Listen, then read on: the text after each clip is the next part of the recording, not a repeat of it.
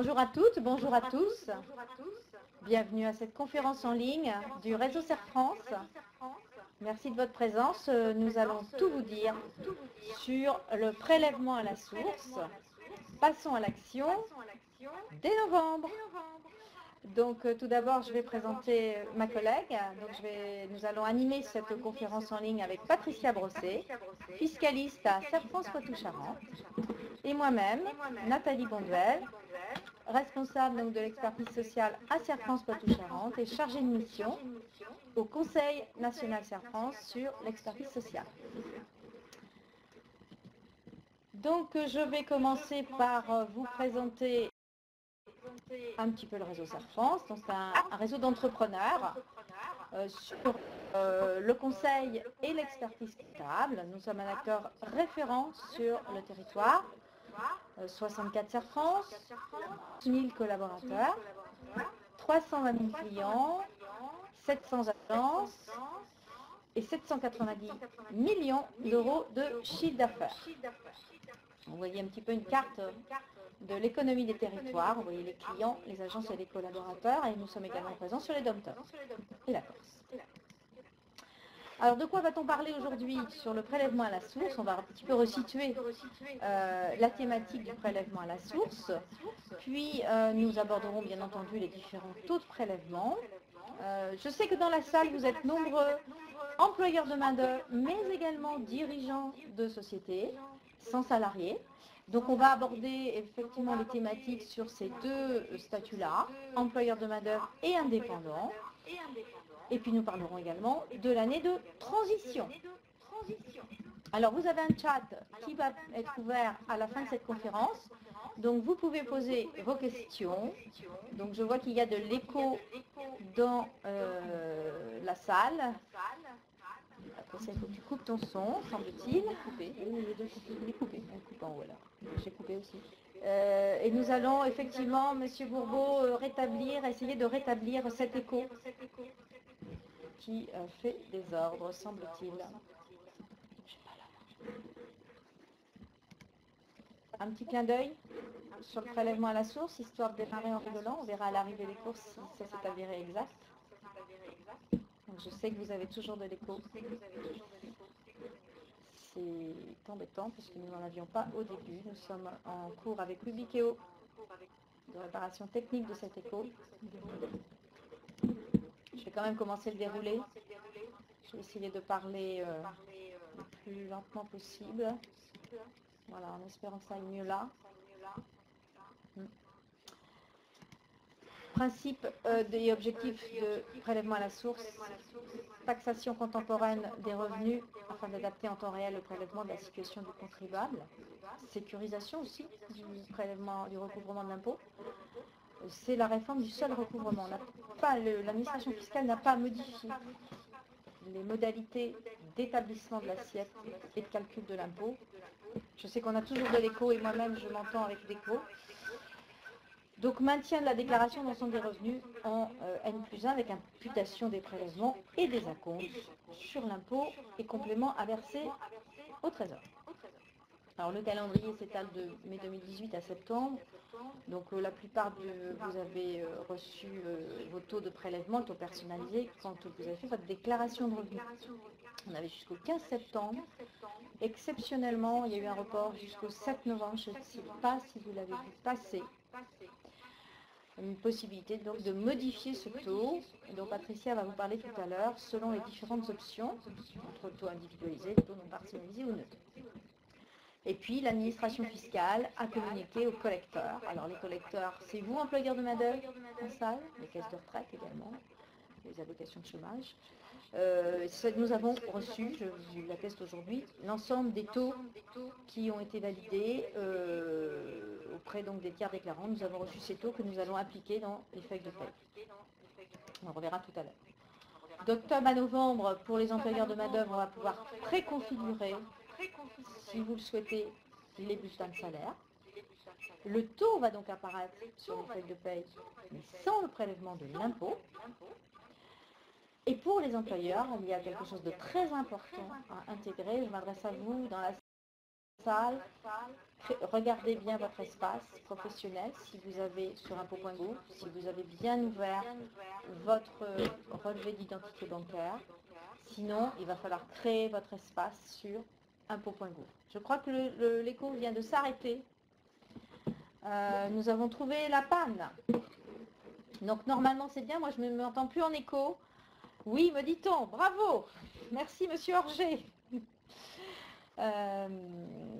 Alors, on va pouvoir continuer un petit peu avec un peu plus de sérénité. Donc, créer sur votre espace professionnel impôt.gouv. Je le répéterai tout à l'heure, c'est très important ça pour les employeurs. Et puis bien sûr, le prélèvement à la source ne sera prélevé qu'à partir du 1er janvier 2019. Alors, quels sont les revenus concernés? On a tous les revenus de salariés assimilés, donc les salaires, les pensions de retraite, d'invalidité, les indemnités journalières, on en reparlera tout à l'heure pour les employeurs de main-d'œuvre, les allocations de chômage, les pensions alimentaires, les rentes également à titre onéreux, les revenus de source étrangère qui sont imposables en France, et les présidents et gérants minoritaires. Les revenus, bien sûr, des indépendants et assimilés, ainsi que les revenus fonciers sont également concernés. Donc pour les indépendants, c'est les commerçants, c'est les professions libérales et c'est les agriculteurs. Je sais que ces trois catégories d'activités et d'entreprises sont représentées en salle. Et puis pour les revenus fonciers, ce sont les bailleurs. Alors, il y a des revenus qui ne sont pas dans le dispositif aujourd'hui du prélèvement à la source. Donc, c'est les revenus de capitaux immobiliers qui sont prélevés à la source et opérés par le PFO. Les plus-values immobilières. Les plus-values immobilières des particuliers. Donc, c'est l'impôt qui sera payé lors de la réalisation des formalités. Les gains des auto-entrepreneurs qui ont opté pour un prélèvement libératoire. Les plus-values professionnelles à long terme. Et puis, une catégorie de traitement de salaire, pension ou de rente qui sont de source française, mais qui sont perçus par des non-résidents, sauf exception prélèvement à la source, qui sont propres à ces revenus. L'impôt sur ces revenus continuera là d'être acquitté comme avant. Voilà, donc maintenant je vais laisser la parole à Patricia qui va nous présenter les taux de prélèvement. Nathalie, À toi, Patricia. Bien. On va commencer sur les taux de prélèvement à la source. Alors, quel taux vous sera applicable? Eh bien, en fait, si vous n'avez pas fait d'option particulière, le taux qui vous sera applicable sera le taux de prélèvement personnalisé. Alors, ce taux de prélèvement personnalisé, il est établi d'après votre déclaration des revenus. Donc là, notamment, vous avez déclaré vos revenus de 2017 au printemps 2018. L'administration a déterminé votre taux de prélèvement personnalisé et vous l'a déjà indiqué sur votre espace personnel impôt.gouv et également sur votre avis d'imposition. Et si vous n'avez pas fait d'option particulière, l'administration l'a déjà transmis au collecteur, donc l'employeur ou la caisse de retraite. Et elle vous a également indiqué les acomptes que vous aurez à verser en tant qu'indépendant ou revenu foncier. Et ce taux sera actualisé chaque année au 1er septembre. Alors, ce taux de prélèvement personnalisé, ce qui lui a été reproché, c'est qu'il ne tient pas compte des réductions d'impôts ou des crédits d'impôt. Et donc, pour faire face à cet écueil, ce qui a été prévu, c'est qu'on va vous verser un acompte de 60% de certains crédits d'impôt ou de certaines réductions d'impôts dès le 15 janvier 2019, un acompte qui sera de 60% des avantages fiscaux éligibles dont vous avez bénéficié au titre de votre déclaration des revenus 2017. Qui entre dans le champ d'application de ce versement d'acompte, ce sont les crédits d'impôt emploi à domicile, garde d'enfants, et puis ce qui est également prévu dans le cadre du projet de loi de finances, c'est d'élargir ça aux réductions d'impôts en faveur de l'investissement locatif, Pinel, Duflot, Cellier, également les réductions d'impôts pour les dons ou les crédits d'impôt pour les cotisations syndicales. Si le taux de prélèvement personnalisé ne vous convient pas, vous avez la possibilité de réaliser d'autres choix, et notamment, quand il y a une différence importante de revenus entre les membres d'un couple, d'opter pour un taux individualisé pour que chacun ait son propre taux. Chacun des deux membres du foyer fiscal aura ainsi son propre taux et ses revenus d'activité seront prélevés par rapport rapport à ce taux personnel. Dernière possibilité, d'opter pour la non-transmission du taux au collecteur. À ce moment-là, vous refusez que votre employeur ait connaissance de votre taux et on verra tout à l'heure avec Nathalie, il sera intégré dans les logiciels de paie une grille de taux qu'on appelle taux par défaut.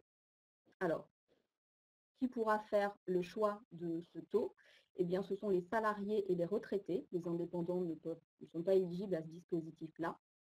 Il pourrait être appliqué donc soit sur option depuis votre espace personnel sur impôt.gouv, gérer mon prélèvement à la source. Dans certains cas, il s'appliquera également de manière obligatoire. Ce sera vrai pour les CDD de moins de 2 mois. Ce sera vrai pour les personnes qui n'ont pas effectué de déclaration de revenus depuis longtemps. Ce sera également vrai pour les personnes qui étaient jusqu'à présent rattachées au foyer fiscal des parents, notamment en 2017, qui n'ont donc pas de taux et qui vont se retrouver à entrer dans la vie active en 2019. Donc cette grille de taux, la voici, elle sera actualisée chaque année dans la même limite que la revalorisation des tranches du barème de l'impôt et donc elle varie de 0 à 43% selon votre net mensuel imposable. Petite précision, si vous optez pour la non-transmission du taux, donc pour l'application du taux neutre ou non personnalisé, il faudra être vigilant si votre taux réel, personnalisé ou individualisé est supérieur à l'application de cette grille, puisqu'à ce moment-là, vous allez devoir faire chaque mois un complément à hauteur de la différence. Donc ça, il faudra passer par le compte impôt.gouv pour aller régler la différence. Donc la synthèse, donc un taux de prélèvement personnalisé si vous n'avez pas réalisé d'option particulière. Juste une précision, ce taux pourra être nul dans certaines situations, notamment si vous n'étiez pas imposable au titre des 2 dernières années et si votre revenu fiscal de référence de la dernière année est inférieur à 25 000 € par part de quotient familial. Sinon, le taux individualisé, donc pour les conjoints qui auraient des différences de revenus importantes, le taux neutre, donc pour ceux qui s'opposent à la communication de leur taux ou pour les nouveaux entrants dans la vie active. Est-ce qu'on peut modifier les prélèvements? Oui, non seulement vous pouvez, mais vous devez, dans certaines situations, informer l'administration que vous êtes marié, pacsé, divorcé, qu'il y a eu un décès ou une naissance ou une adoption d'enfant. Cette information, vous devez la porter à la connaissance de l'administration fiscale dans les 60 jours de l'événement pour qu'elle procède au recalcul des taux et informe les différents collecteurs et vous mette également à jour vos acomptes si vous êtes indépendant ou titulaire de revenus fonciers. Il y a également des cas où vous allez demander spontanément une modification des prélèvements, tout simplement parce que vous avez une variation significative de vos revenus. Donc, comme souvent quand il s'agit de prélèvements, dès l'instant que vous allez demander à payer plus, il n'y aura pas de souci, donc c'est sans condition pour augmenter. Dès l'instant où vous allez vouloir réduire le montant des prélèvements ou du taux, il y aura des conditions à respecter et si elles ne sont pas respectées, il conviendra tout simplement, l'administration pourra émettre des sanctions qui ne sont pas encore commentées mais qui seront probablement celles qu'on connaissait déjà. Voilà, je vais laisser la main à Nathalie pour la présentation de comment ça se passe pour les employeurs. Ça se passe pour les employeurs. Merci Patricia. J'attends d'être en ligne.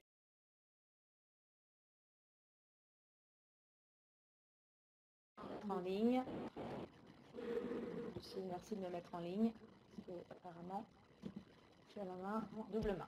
Voilà. Normalement, vous m'entendez et vous me voyez. Maintenant, un petit peu plus. C'est pour les employés. Je sais que c'est nombreux j'ai commencé à arriver notamment sur les indépendants. On les traitera tout à l'heure. Alors, sachez tout d'abord que l'administration fiscale assure l'écho et de retour. Donc, il faut, Patricia, absolument que tu coupes ton image et ton son des deux côtés. Et normalement, voilà. Normalement, vous ne devriez plus avoir d'écho, là, si tout va bien. Pas d'image et d'écho. Et bien, c'est parfait.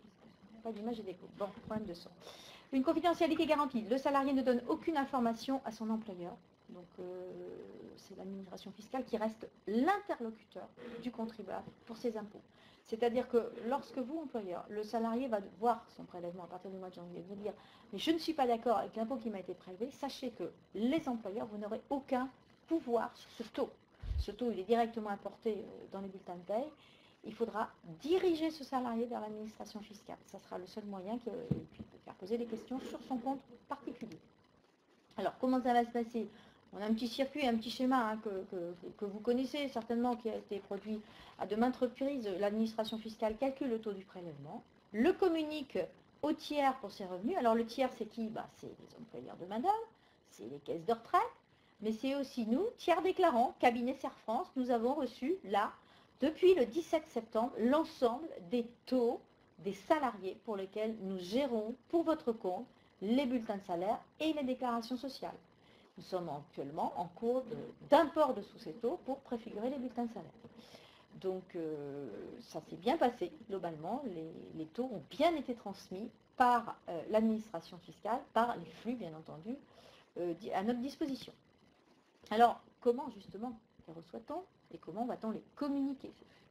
Eh bien, c'est la DSN, c'est la déclaration sociale nominative qui nous occupe depuis un petit moment, hein, puisque depuis 2015, 2016, donc quelques années, la DSN a vu son entrée dans le circuit déclaratif français pour les employeurs de main-d'œuvre.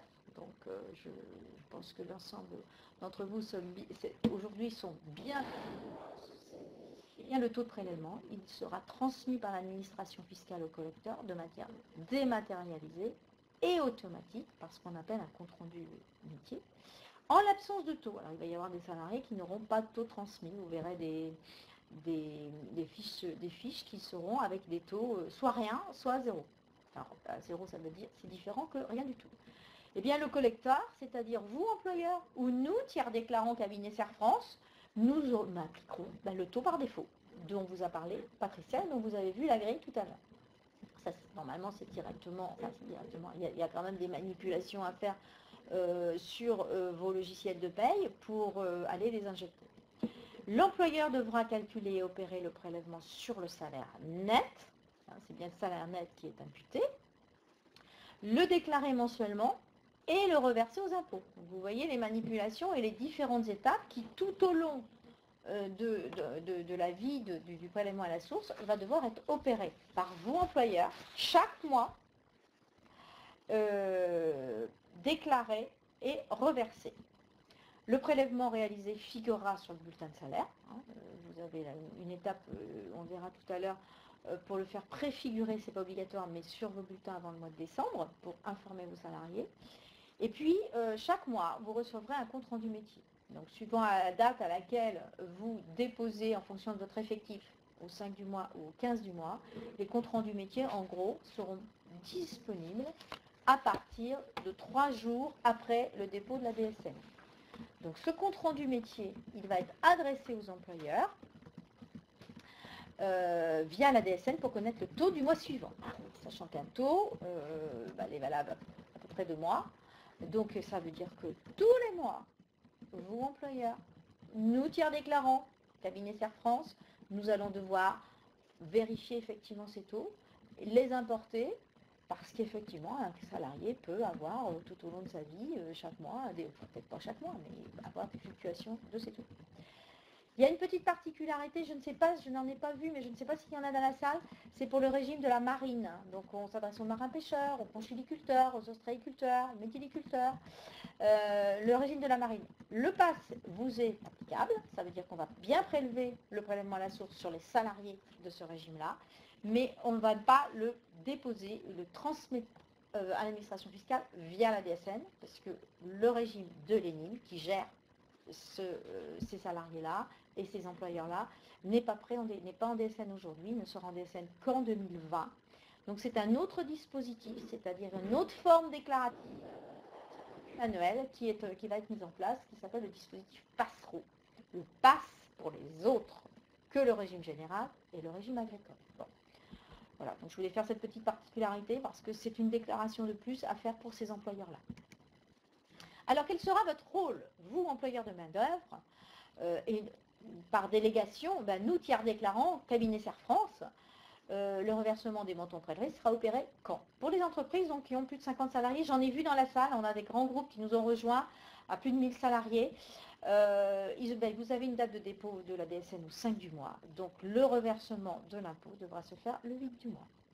Pour les entreprises de moins de 50, alors un certain grand nombre d'entre vous sont présents en salle, et donc moins de 50 voire moins de 11, moins de 50, eh bien c'est une date limite de dépôt de la DSN au 15 du mois, et donc vous aurez jusqu'au 18 du mois pour la déposer, pour déposer le prélèvement à la source. Alors, un petit aparté, les entreprises de moins de 11 salariés, vous avez une option possible avec un reversement. Voilà votre rôle. Vous avez également un autre rôle auprès de vos salariés, c'est d'informer dès octobre-novembre du taux du PAS sur la paye. Alors, je te répète, ce n'est pas obligatoire, c'est vivement, vivement conseillé. Sachez que nous, Cabinet Serre France, on est déjà à pied d'œuvre, puisque avec la paye de fin novembre, l'ensemble de vos salariés vont recevoir un certain nombre de choses, un bulletin de paye, ce qu'on appelle préfiguré. Alors c'est pédagogique ce bulletin de paye préfiguré, bien entendu. Hein. C'est pour montrer aux salariés l'assiette du prélèvement à la source, le taux du prélèvement à la source. Je répète, le taux du prélèvement à la source, ils peuvent le retrouver à la page 4 de leur déclaration d'impôt. Donc c'est le même taux. Nous, on n'agit pas sur les taux, on n'a aucun pouvoir sur les taux.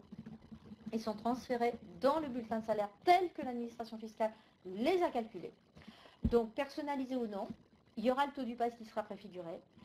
Le montant du prélèvement à la source, donc le salarié verra bien le montant du prélèvement mensuel de l'impôt qui va être opéré et la somme qui aurait été versée au salarié en l'absence de retenue à la source. Vous voyez, on a un certain nombre de travaux, vous avez un certain nombre de travaux, vous, employeurs de manœuvre, nous, tiers déclarants Cabinet Serre France, pour préfigurer et préparer cette étape-là, qui est vraiment une étape pédagogique. Vous avez jusqu'au 31 décembre pour la faire. Je vous conseille vivement de la faire. Donc pour ceux effectivement qui ne sont pas clients du service employeur de Serre France, vous avez des éditeurs. Rapprochez-vous de vos éditeurs. L'ensemble des grands éditeurs de France, pour les avoir rencontrés personnellement, ont tous préfiguré le PAS dans leur outil. Donc normalement vous êtes ou vous avez déjà reçu les notices d'explication. Donc allez au renseignement auprès de vos éditeurs. Et puis bien sûr, n'oubliez pas d'informer vos salariés. Nous allons, nous, au niveau du réseau Serre France, et particulièrement Serre France Poitou-Charentes aussi, envoyer une note d'information à vos salariés. Elle sera jointe à vos prochains bulletins de salaire. Remettez-la à vos salariés, ça leur donnera de l'information supplémentaire. On a eu beaucoup d'informations sur ce sujet-là, mais ça leur donnera des informations complémentaires. Quel va être aussi votre rôle, alors là, dès 2019 ? Vous voyez, on a une étape, je dirais, pédagogique, de culturation du prélèvement à la source vis-à-vis des salariés. Et puis on a alors ce qui va nécessiter des travaux importants au niveau de vous, employeurs, et nous, cabinet, bien entendu. Et puis on a les périodes en vitesse de croisière à partir du 1er janvier 2019. Il va y avoir un petit peu de travaux supplémentaires qui va vous incomber, vous, employeurs de main-d'œuvre, puisque vous allez devoir traiter le prélèvement à la source, bien sûr, mensuellement, vérifier et importer vos taux tous les mois, et puis vérifier aussi comment vous allez traiter, par exemple, l'absence. Qu'est-ce qui va se passer en cas d'absence maladie? Alors, je sais qu'il y a quelques questions là qui tombent dans la salle, hein, on y répondra tout à l'heure. Vous avez des absences, par exemple, pour maladie, suivant comment vous traitez les indemnités journalières. Je ne vais pas citer tous les exemples parce qu'ils sont très nombreux. Mais je vais au moins en prendre un pour l'employeur qui maintient le salaire. Donc, il va toucher des indemnités journalières qu'on appelle des IJ subrogés. Je pense que vous connaissez un petit peu ça. Eh bien, le prélèvement à la source va être appliqué sur les 2 premiers mois uniquement. Vous voyez une petite particularité. S'il y a un renouvellement de l'arrêt de travail, au-delà donc des 60 jours, l'arrêt de travail va se décompter à partir du 1er jour d'arrêt. Maladie professionnelle, un petit exemple de l'absence aussi, maladie professionnelle, on a des absences pour maladie professionnelle, vous en traitez. L'indemnité, elle est intégrée, mais à raison de 50% pendant la durée de l'année. Donc vous voyez, c'est compliqué quand même. Hein. Donc renseignez-vous auprès de votre Serre France. Si vous traitez vous-même la paye, où, bien entendu, chaque CERF-France va appliquer ces réglementations, puisque là, on a à peu près l'ensemble des réponses à toutes nos questions.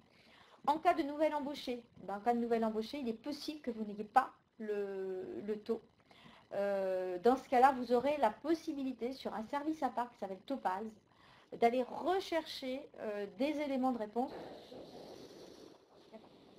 En cas de CDD de fin de mois, Patricia en a parlé tout à l'heure, il est possible qu'on ait des taux, qu'on n'ait pas de taux, et dans ce cas-là, c'est le taux neutre qui va s'appliquer. Et pour le régime ELIM, j'en ai parlé tout à l'heure, c'est un dispositif particulier, une déclaration de plus à faire pour vous employeurs. Ou pour nous, tiers déclarants, si on gère effectivement vos bulletins de salaire et déclarations sociales.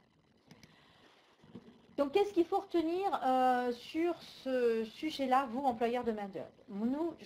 Moi, sincèrement, je vous conseille de préfigurer le PASS d'un point de vue pédagogique et pour vous éviter toutes les questions qui vont arriver à partir du mois de janvier, février, début d'année, dès la paye d'octobre, si possible. Hein. Les éditeurs sont prêts. Renseignez-vous auprès d'eux, au plus tard à la paye de novembre, de décembre, voilà. Mais préfigurer avant décembre, c'est pédagogique et ça a beaucoup d'intérêt. Informez vos salariés. Donc, nous, cabinet CERF-France, j'ai vu que nous avions un certain nombre de clients qui sont au service employeur. Nous allons vous envoyer là, dès ce mois-ci, une note d'information à donner à vos salariés, à afficher. Comme ça, vous aurez un certain nombre d'informations.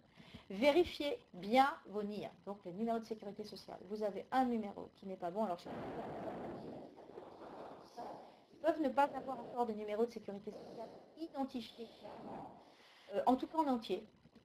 Eh bien, sachez que votre DSN, elle va passer, sauf que le prélèvement n'arrivera pas aux impôts. Si le prélèvement n'arrive pas aux impôts, donc la migration ne sera pas jusqu'aux impôts, eh bien, vous allez avoir une taxation d'office. Donc, ça veut dire que derrière, vous, employeurs de main-d'œuvre, vous allez avoir des pénalités. C'est très important de vérifier vos NIR. Dès maintenant, vous avez préparé cette préfiguration jusqu'au 31 décembre. Regardez bien les numéros de sécurité sociale de tous vos salariés. Contrôlez-les bien. Vous contactez bien sûr votre éditeur si vous n'êtes pas client du service employeur de CERF-France Poitou-Charentes ou de votre service social dans notre réseau CERF-France. Donc, vous contactez votre éditeur, vous vérifiez bien vos mises à jour, vos notices. Normalement, tout est fait chez les grands éditeurs. Assurez-vous aussi d'avoir un compte professionnel. On en a parlé tout à l'heure, j'en ai parlé tout à l'heure, sur votre espace impôt.gouv. Pas un compte particulier, un compte professionnel. Parce que c'est par ce biais-là que l'impôt va être prélevé sur votre compte bancaire. Donc ça veut dire qu'il faut que vous mettiez à jour vos mandats CEPA. Aujourd'hui, employeur, vous payez vos cotisations sociales par un mandat. Quand vous payez vos cotisations sociales, vous payez par un mandat.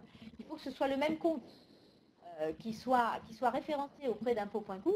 Parce que si vous n'avez pas le même compte entre celui que connaît le cabinet, le tiers déclarant, que connaît CERF-France et votre compte professionnel, l'impôt ne passera pas et ne sera pas transmis au collecteur, c'est-à-dire à l'administration fiscale. Donc c'est très important. C'est pour ça que ce mois-ci, nous allons vous adresser, je m'adresse aux clients de CERF-France, nous allons vous adresser justement une petite notice à nous répondre pour savoir si vous avez bien un RIB identifié sur votre compte professionnel ou pas. Et dans ce cas-là, il faudra nous le dire et on vérifiera tout ça ensemble. Vous adresserez à votre banque, le mandat c'est pas signé aussi. Parce que si vous ne l'adressez pas, le prélèvement ne sera pas, il sera retoqué et vous serez pénalisé, vous employeur, de cette affaire-là. Et puis toute question des salariés, je le redis, c'est l'administration fiscale qui prend la main et vous les dirigez vers l'administration fiscale. Donc voilà, j'ai fait une synthèse de ce qu'il fallait retenir. C'est beaucoup de travail pour vous, employeurs de main-d'œuvre, entre cette phase de préfiguration et en vitesse de croisière. Alors, vous ne l'avez pas si vous avez confié effectivement l'ensemble des démarches sociales auprès du cabinet CERF-France. Effectivement, tout ça, c'est le cabinet qui va en avoir la charge et la compétence pour le faire. Voilà. Alors maintenant, vous êtes nombreux aussi indépendants. Je vais relever entre-temps, moi, toutes les questions là, qui sont adressées sur ce sujet-là. Et pour vous y répondre, je passe la parole à Patricia pour la partie indépendante. Donc, merci Nathalie. Alors effectivement, on va s'attacher à regarder comment ça va se passer ce prélèvement à la source au niveau des indépendants. Alors, les indépendants, ils vont avoir à verser des acomptes. Ces acomptes, ils seront mensuels en principe ou sur option trimestrielle. Alors, quand on dit indépendants, on dit les entrepreneurs individuels, les associés de sociétés de personnes à l'impôt sur le revenu, les gérants majoritaires de sociétés à l'IS, et on aura également des acomptes à verser au titre des revenus fonciers, et puis également des associés salariés de sociétés à l'impôt sur le revenu. Alors, ces acomptes, eh bien, ce sera tout simplement une base qui sera le revenu net imposable multiplié par un taux de prélèvement. Alors, à la différence des salariés, les salariés vont effectivement payer leur prélèvement à la source par rapport à leur salaire actuel de 2019 quand on va commencer en 2019. Au niveau des indépendants, ce n'est pas tout à fait comme ça puisque chaque mois ou chaque trimestre, ils ne connaissent pas leur revenu courant du mois.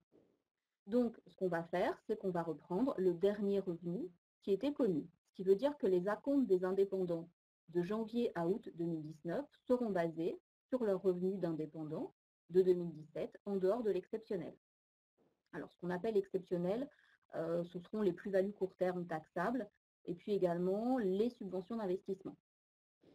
Donc, de janvier à août 2019, vous allez verser des acomptes par rapport à votre revenu de 2017 d'indépendant et ce sera catégorie par catégorie. Si par exemple, vous êtes à la fois titulaire de bénéfices agricoles et puis également commerçant, vous aurez un acompte calculé sur le bénéfice agricole, un acompte calculé sur le bénéfice industriel et commercial. Une fois que l'administration aura connaissance de votre nouveau taux de prélèvement et de vos nouveaux revenus de 2018, en septembre 2019, à ce moment-là, vos acomptes de septembre 2019 à août 2020 seront basés sur ce revenu 2018, toujours hors exceptionnel, et également avec le taux 2018. Et puis, en septembre 2019, on aura à payer, comme tous les ans, le solde de l'impôt. Alors après, on verra tout à l'heure spécifiquement l'année 2018, mais en régime de croisière, systématiquement, en septembre de l'année d'après, un petit peu comme aujourd'hui, on aura toujours un solde à payer, où on fera l'impôt sur le revenu dû au titre de l'année, donc si on se met en régime de croisière, l'impôt sur le revenu dû au titre de l'année 2019, vous en aurez connaissance en 2020, et on viendra déduire l'intégralité des acomptes ou des retenues à la source qui ont été prélevés de janvier 2019 à décembre 2019. Quand est-ce qu'il faut verser les acomptes? Eh bien, il faut les verser en principe tous les mois, le 15 de chaque mois. Et puis, sur option, vous pouvez choisir de payer les acomptes au trimestre, le 15 février, le 15 mai, le 15 août et le 15 novembre. En principe, cette option était à formuler pour le 1er octobre, pour un effet pour toute l'année 2019. Exceptionnellement, dans le cadre de la mise en place du prélèvement à la source, vous avez jusqu'au 10 décembre pour réaliser cette option.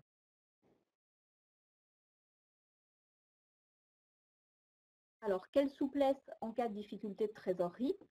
Eh bien, les BIC, les BNC et les BA pourront demander le report de paiement pour préserver leur trésorerie, d'au maximum 3 échéances sur l'échéance suivante en cas de paiement mensuel, ou d'une échéance sur la suivante en cas d'option pour le paiement trimestriel. Retenez quand même que vous ne pourrez jamais décaler des échéances sur l'année civile qui suit. C'est-à-dire que si vous optez pour le trimestre, l'échéance du 15 novembre, vous ne pourrez jamais la reporter. De même, si vous êtes en mensuel, l'échéance de décembre, vous ne pourrez jamais la reporter. Voilà sur les difficultés de trésorerie, les possibilités de reporter les prélèvements. Un petit mot sur les prélèvements sociaux. Alors, pour les prélèvements sociaux, on aura également un système d'acompte. Donc, ça va viser les revenus fonciers et puis également les revenus qui n'ont pas été soumis aux cotisations sociales. Donc, on peut très bien se retrouver avec un taux d'imposition personnalisé qui était à 0 et quand même des acomptes à verser parce qu'en tant que titulaire de revenus fonciers, vous avez des prélèvements sociaux à verser. Voilà ce qu'on peut dire rapidement sur les indépendants. Alors, comment ça va se passer l'année de transition, l'année 2018? On va regarder ça tout de suite. Donc, en 2019, on va commencer à payer le prélèvement à la source sur les revenus de 2019. Et dans le principe, on va également payer l'impôt sur les revenus de 2018 en septembre 2019. Donc, effectivement, on se rend compte que, du coup, sur la même année civile 2019, on pourrait se retrouver à payer et l'impôt sur le revenu 2019 et l'impôt sur le revenu de 2018. Par rapport à ça, ce qui a été mis en place, c'est un terme un petit peu barbare qui s'appelle le CIMR, le crédit d'impôt en faveur de la modernisation du recouvrement. Alors, ce crédit d'impôt, il va venir annuler l'impôt sur les revenus qui sont dans le champ d'application du prélèvement à la source et qui sont considérés comme étant courants. Et on aura également un dispositif similaire qui viendra annuler les prélèvements sociaux, toujours sur les revenus courants. Donc, ce qu'il nous restera à payer au titre de l'impôt sur les revenus de 2018, c'est l'impôt sur les revenus qui sont hors champ du prélèvement, on parlait tout à l'heure notamment des dividendes, si vous n'avez pas opté pour le prélèvement forfaitaire obligatoire, et également sur les revenus exceptionnels. Donc, le nerf de la guerre, c'est de savoir, en fait, c'est quoi un revenu exceptionnel? Donc, l'administration a défini effectivement les revenus exceptionnels et au titre de chacune des catégories concernées, donc qu'on soit salarié, assimilé, indépendant et assimilé aux revenus fonciers, tout ce qui entre dans le champ d'application du prélèvement à la source, sur votre déclaration des revenus de 2018, vous devrez aller indiquer vos revenus exceptionnels par catégorie et les revenus non exceptionnels. Les revenus non exceptionnels, leur imposition sera annulée par l'octroi de ce fameux crédit d'impôt, alors que les revenus exceptionnels seront, eux, taxés. Il est quand même à noter que vous conserverez le bénéfice des réductions d'impôt et des crédits d'impôt au titre de 2018. Il veut quand même dire que les déclarations de revenus 2018, vous vous attendre à ce qu'il y ait un peu plus de cases qu'à l'habitude, notamment pour déterminer cette partie de revenus exceptionnels. Alors au niveau des indépendants, quels sont les revenus exceptionnels? Eh bien, en fait, les revenus des indépendants, alors quand je dis indépendants, les indépendants à proprement parler, également les gérants majoritaires de sociétés à l'IS, on va regarder le revenu 2018 et on va le comparer par rapport au plus élevé des revenus 2015, 2016 et 2017. Toujours en dehors des revenus exceptionnels, donc on met de côté les subventions d'équipement, les plus-values court terme imposables. Et si ce revenu 2018, il dépasse le plus élevé des revenus 2015, 2016 et 2017, il sera considéré comme exceptionnel. Dans le cas contraire, l'impôt sera complètement annulé.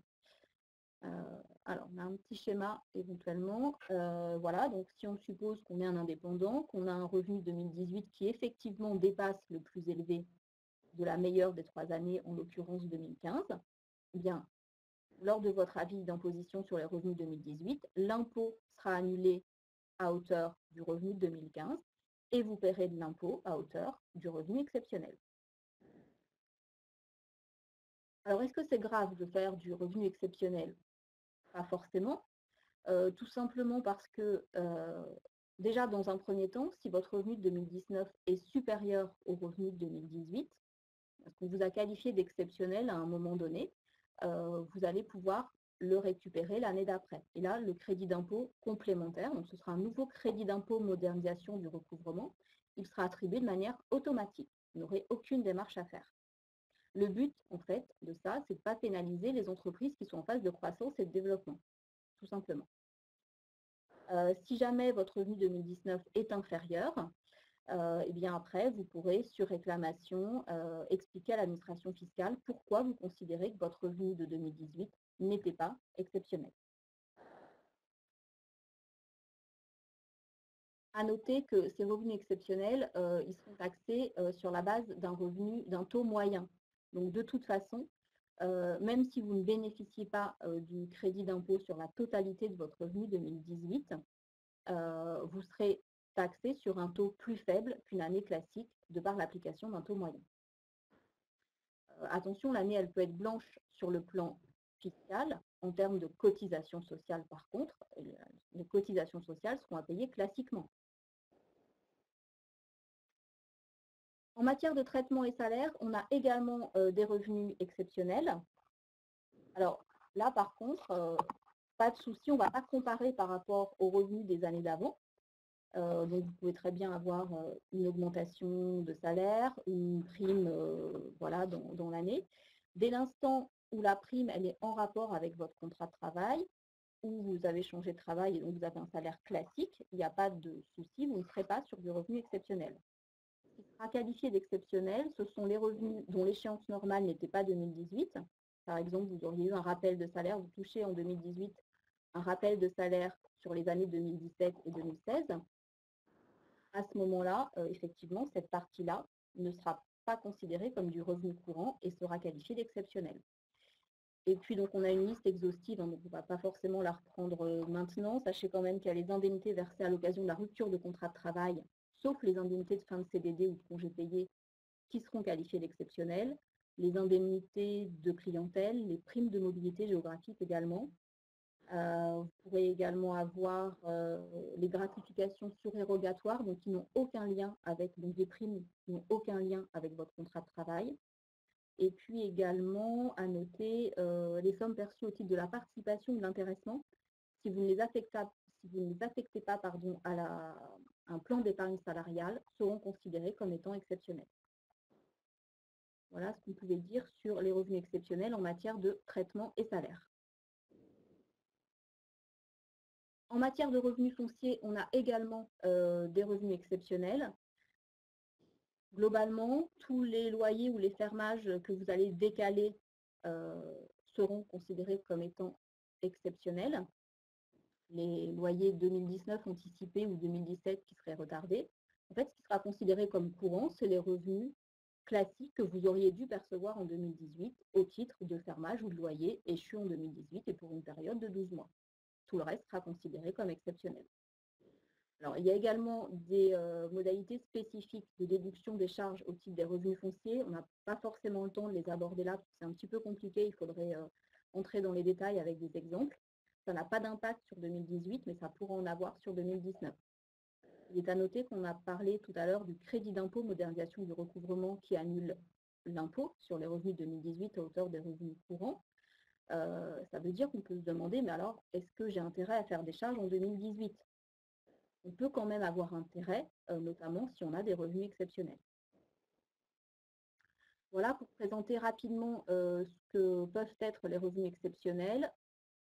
Et puis, pour terminer, eh bien, le compte à rebours a effectivement commencé. Si vous allez sur votre site impôts.gouv aujourd'hui, vous verrez que le prélèvement à la source, on a affiché le décompte. Hein, il ne reste plus que 48 jours pour s'y préparer. Donc, que faire avant cette date?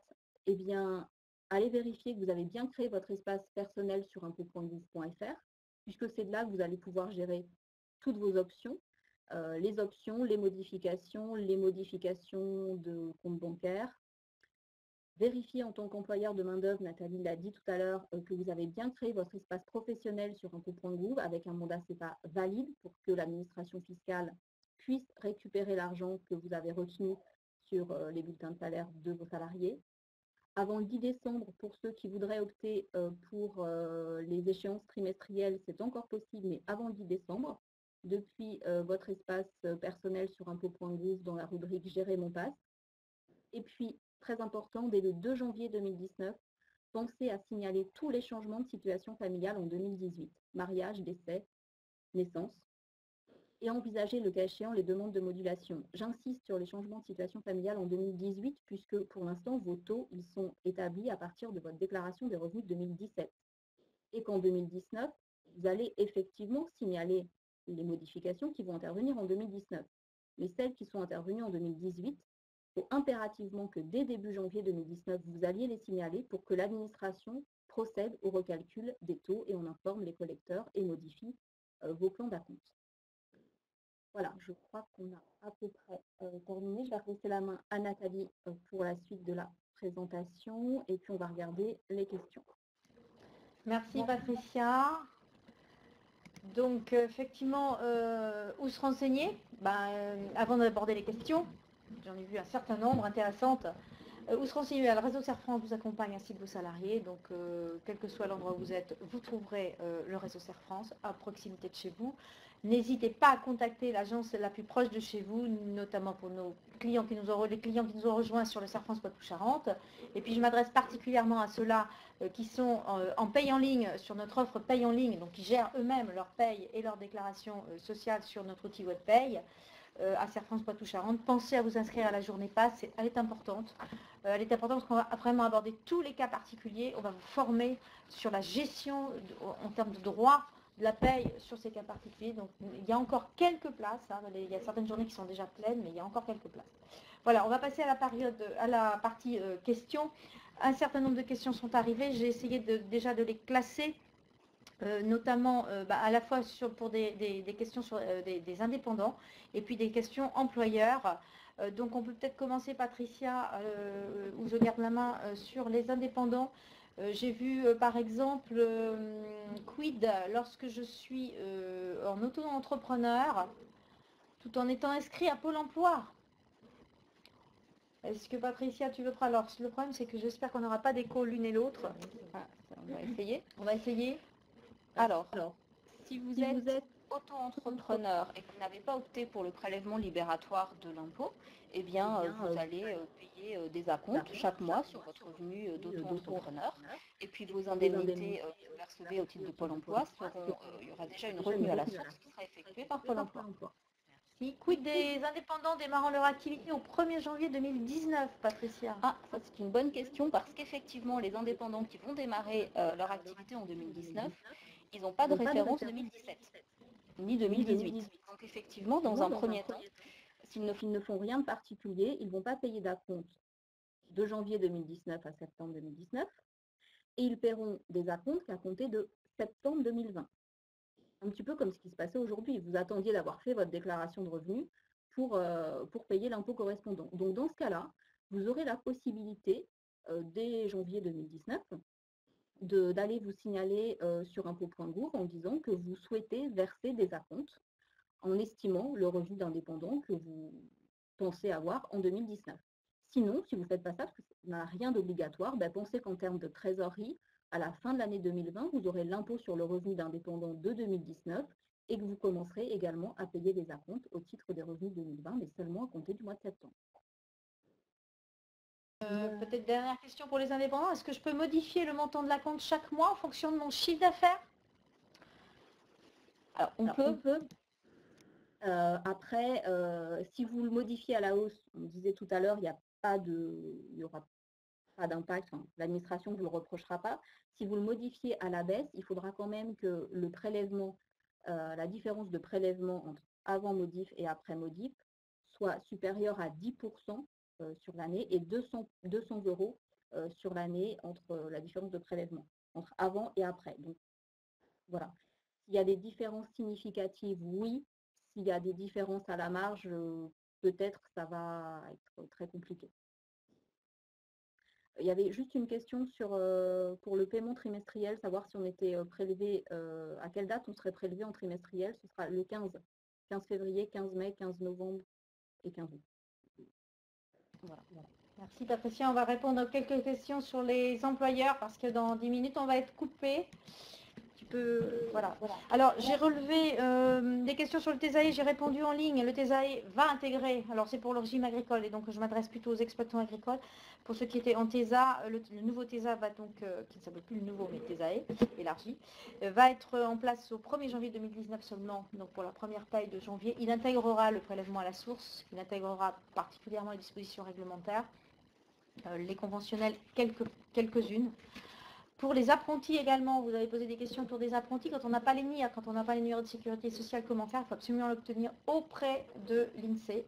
Donc en général, il faut faire déposer une demande auprès de la caisse d'assurance maladie, qui va se charger d'obtenir le numéro de sécurité sociale. C'est pour ça qu'il faut anticiper dès maintenant, parce que c'est assez long. Donc avoir un NIR d'ici janvier, si vous ne l'avez pas aujourd'hui, faites-le de manière urgente. Les nounous et les particuliers ne sont pas concernés par le pass. Pour l'instant, ça sera pas avant 2020. Pour les comptes bancaires, comment connaître le compte bancaire utilisé par Serre France? Eh bien là, je m'adresse aux clients de Serre France qui ont délégué la partie sociale au cabinet. Eh bien, vous appelez tout simplement votre gestionnaire de paye, vous vous faites connaître. On vous dira quel est le compte que nous utilisons pour l'ensemble des caisses sociales. parce que c'est la seule manière qu'on aura de savoir si c'est bien sur ce compte-là que vous voulez que le pass soit prélevé.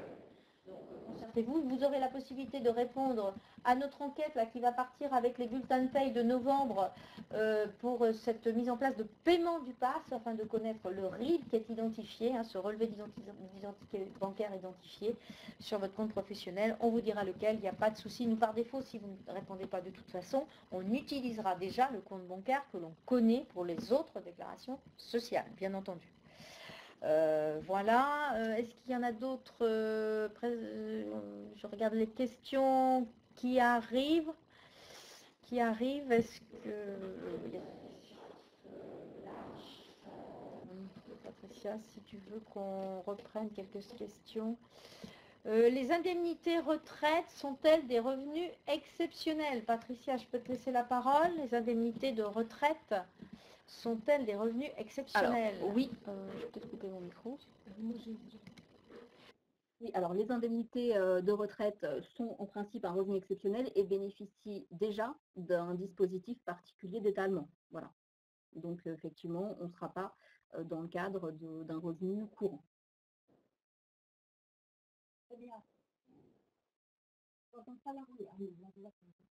Un salarié a 2 employeurs. Qu'est-ce qui se passe? Le prélèvement à la source, il est appliqué par les 2 employeurs. Les taux sont réinjectés par l'ensemble des employeurs. Donc, prélèvement par chaque employeur. Il y avait une question tout à l'heure qui était posée par rapport à un salarié qui n'était pas imposable sur ses revenus 2017. Il se demandait comment ça allait se passer pour 2019. Eh bien, s'il n'était pas imposable, son taux de prélèvement devait être à 0. Et donc, on pouvait être à 0. Donc, de toute façon, ce qu'il faut, c'est regarder quel était le taux de prélèvement personnalisé. Et puis, s'il est positif, il y aura un prélèvement. Et s'il n'était pas, il n'y en aura pas. Arrive la différence entre le taux 0 et aucun taux sur le CRM. Alors, le taux 0, ça veut dire effectivement que le salarié a opté pour que son employeur ne connaisse pas son taux. Donc, on appliquera un taux à 0. Donc, à charge pour lui de verser mensuellement son imposition. Et puis, aucun taux, ben là, ça peut être les cas des nouveaux salariés qui entrent, on n'a pas de taux. Donc, ça sera le taux neutre qui va être appliqué, la grille que vous a présentée Patricia tout à l'heure. Donc, on aura à charge effectivement d'appliquer le taux neutre, qui se déclenchera sur le bulletin de salaire et qui prélèvera l'impôt et qui sera reversé. À charge pour lui, le salarié, après de faire des régularisations auprès de l'administration fiscale. Je vais prendre une dernière précision sur les taux. Quand vous optez pour un taux individualisé, par exemple, l'employeur n'a pas connaissance de quel taux il reçoit. Il reçoit un taux, il ne sait pas si c'est le taux personnalisé ou si c'est le taux individualisé. La seule chose qu'il voit, c'est que quand il n'a pas de retour, il va appliquer la grille de taux par défaut. Autrement, on ne sait pas quel est le taux que vous avez choisi. Bon.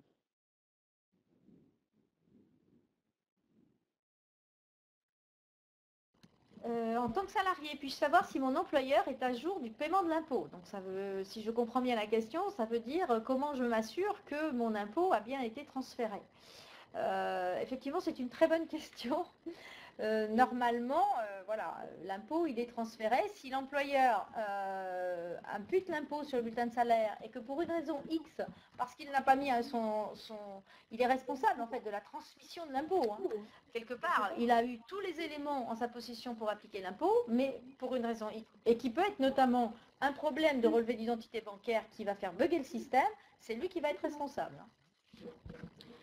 Une dernière question.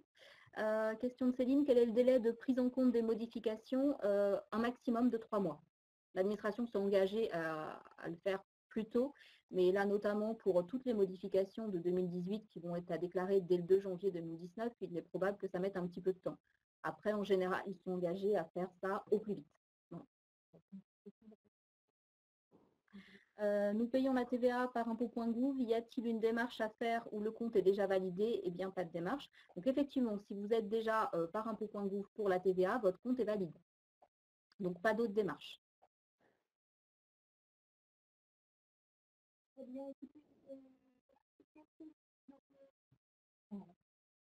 en ligne. Il nous reste que quelques minutes, on va devoir couper terminer malheureusement cette conférence en ligne. On aurait pu y rester Patricia et moi-même pendant des heures à vous répondre à vos questions. Questions très pertinentes, très intéressantes. Merci aux clients de Serpent qui nous ont rejoints sur cette conférence en ligne. Merci aux collaborateurs qui ont aussi été dans la salle, je le sais. Merci aux autres partenaires, en chef d'entreprise, indépendants, employeurs que nous ne connaissons pas au cabinet Serpent. N'hésitez pas à venir nous rejoindre.